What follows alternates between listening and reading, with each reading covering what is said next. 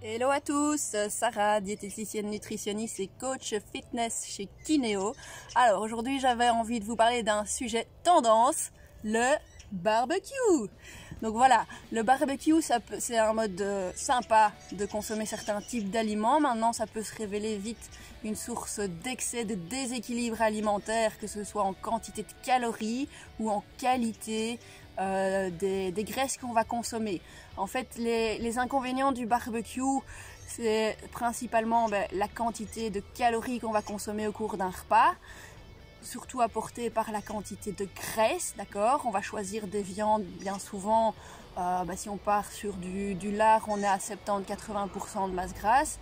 Si on part sur du boudin, on sera à 25%, des merguez, des saucisses, etc. de nouveau 25-30%. Le souci aussi là-dedans, c'est surtout la qualité de ces graisses. On va être principalement sur des graisses saturées, donc les mauvaises graisses de l'alimentation qui est important de limiter au cours de la journée et au cours du repas. À côté de ça, bien souvent on va ajouter pas mal de sauces, donc que ce soit mayonnaise, tartare, andalouse, etc. Là ça va être la quantité, au niveau quantité de graisse, on va être sur 60 à 80%, d'accord. Donc ça vous ajoutez en plus des calories.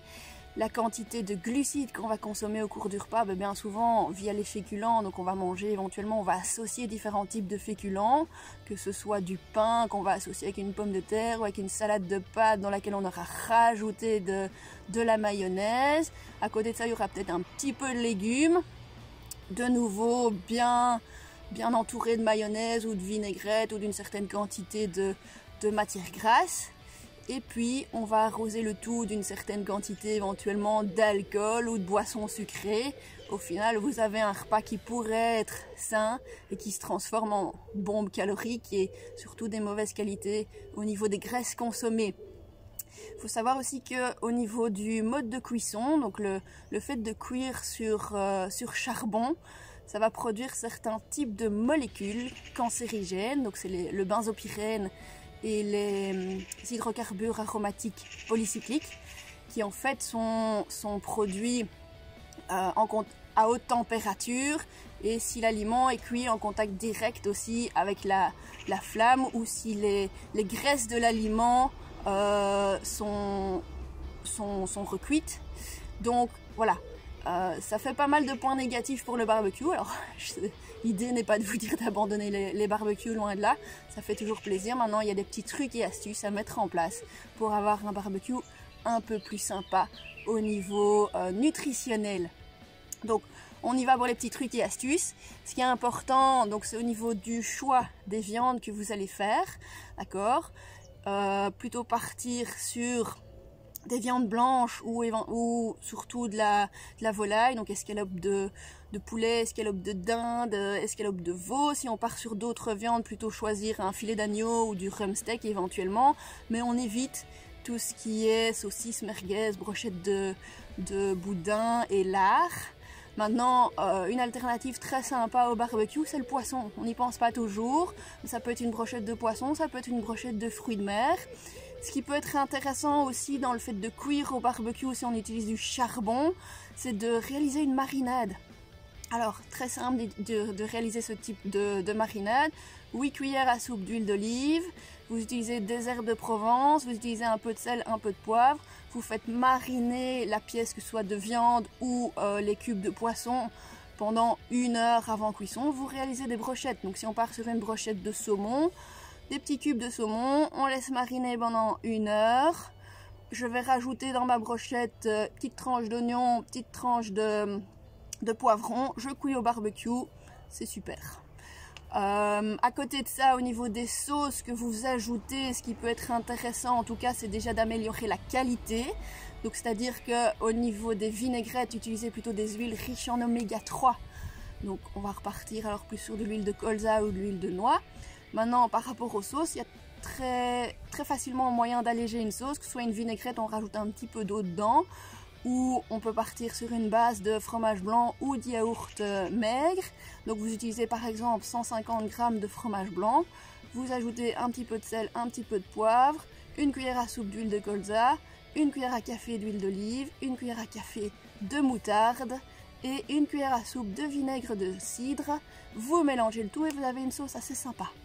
Voilà, ça c'est pour le côté plus calories via les graisses. Maintenant, au niveau des féculents, ce qui serait important, c'est de ne pas associer différents types de féculents au niveau du repas. Donc, j'associe pas du pain avec des pâtes. Je choisis l'un ou l'autre. Pourquoi ne pas partir vers une salade donc de quinoa ou une salade de pâtes complète dans laquelle je vais peut-être intégrer justement encore en plus des légumes, des petits dés de courgettes, des petits dés de tomates cerises. Voilà, ça change un petit peu aussi. J'évite peut-être d'ajouter trop de sauce dedans ou de mayonnaise, ou je la laisse à part et chacun gère la quantité dans son assiette. À côté de ça, je vais essayer de faire le plein de légumes, d'accord? Les légumes, je peux les faire sous toutes sortes. Ça peut être des crudités.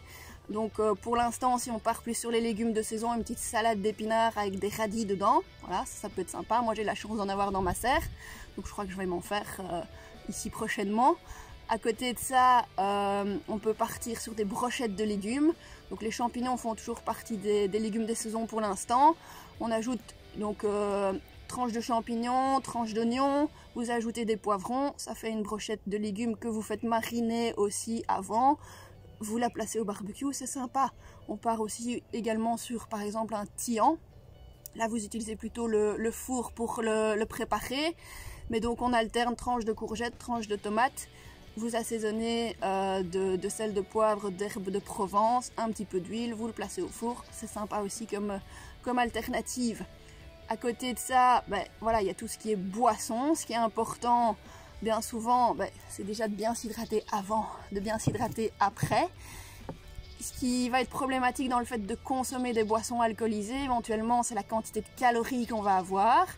Et c'est le fait que l'alcool déshydrate. Donc, bien penser, on va se tourner vers des boissons alcoolisées les moins caloriques donc, et qui sont un petit peu intéressantes d'un point de vue nutritionnel, alors plutôt le vin rouge principalement qui va contenir des antioxydants.